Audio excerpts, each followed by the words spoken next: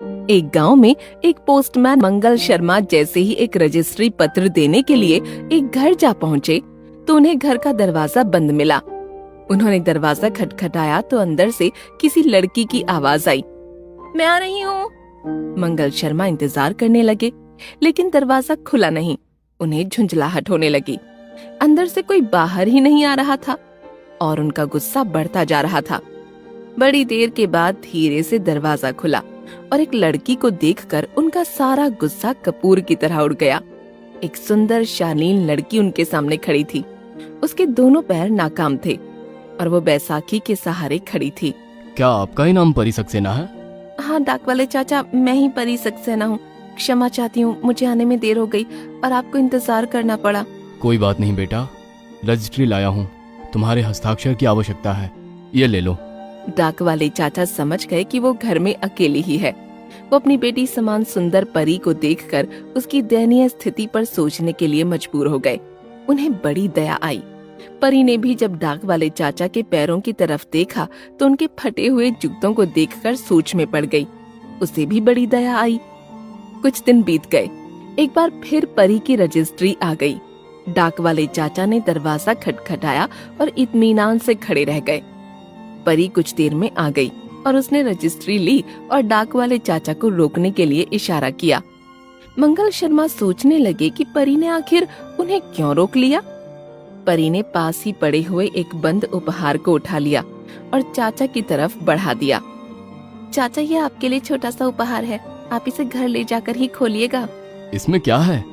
ये सब किस लिए दे रही हो बेटी? आप मुझे बेटी कहते हैं, आपको चाचा कहती हूँ। बेटी की तरफ से चाचा के लिए छोटा सा उपहार भी है, अभी मत खोलिए। मंगल शर्मा ने संकोच से उपहार ले लिया, लेकिन उनके मन में प्रश्न घूमता रहा, आखिर यह उपहार कौन सा होगा? परी ने उन्हें क्यों दिया? संध्या को वो घर पहुँचे और उन्होंने उपहार खोला तो चौंक गए। उस बॉक्स के अंदर एक शानदार जूते की जोड़ी थी। उन्हें समझने में देर नहीं लगी कि परी ने पहली बार उनके फटे हुए जूते देख लिए थे, इसीलिए नया जूता उपहार में दे दिया। एक अपाहिज गुड़िया जिसके अपने पैर नहीं हैं, उसने बड़ा महत्वपूर्ण उपहार दे दिया। मंगल शर्मा की आंखें भर आईं। वे अगले ही दिन अपने हेड ऑफिस पहुंच गए और वहां अपने अधिकारी से हाथ जोड़कर तबादले का निवेदन कर दिया।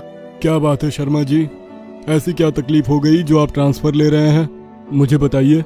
मंगल शर्मा की आंखों में फिर से आंसू आ गए और उन्होंने अधिकारी को सारी बात बताई। सर, परी बड़ी अच्छी और दयालु है। उसने मेरे पैरों की सुरक्षा के लिए मुझे शानदार जूते उपहार में दे दिए। मुझे भी उसके ऊपर बड़ी दया आती है, लेकिन मैं उसके दोनों पैर नहीं ठीक कर सकता। अब मैं उसका सामना नहीं कर पाऊंगा।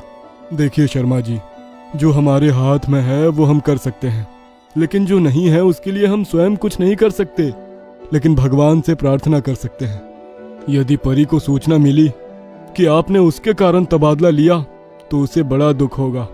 आप उसके द्वारा दिए गए अमूल्य उपहार की प्रतिक्रिया तो दे ही नहीं सकते हैं। अधिकारी की बात सुनकर मंगल शर्मा सोच में पड़ गए और उन्होंने अपना विचार बदल दिया। वो रास्ते भर परी के दोनों पैरों को ठीक करने के लिए भगवान से प्रार्थना कर रहे थे। वो प्रतिदिन परी की कुशलता की प्रार्थना करते। 2 महीने बीत गए। एक बार फिर परी की रजिस्ट्री लेकर वे उसके घर पहुंच गए।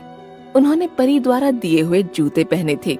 उन्होंने दरवाजा खटखटाया तो दरवाजा जल्दी खुल गया। परी सामने मुस्कुराते हुए खड़ी थी। आज उसके साथ बैसाखी नहीं थी। उसने डाक चाचा के पैरों की तरफ देखा और मुस्कुराई।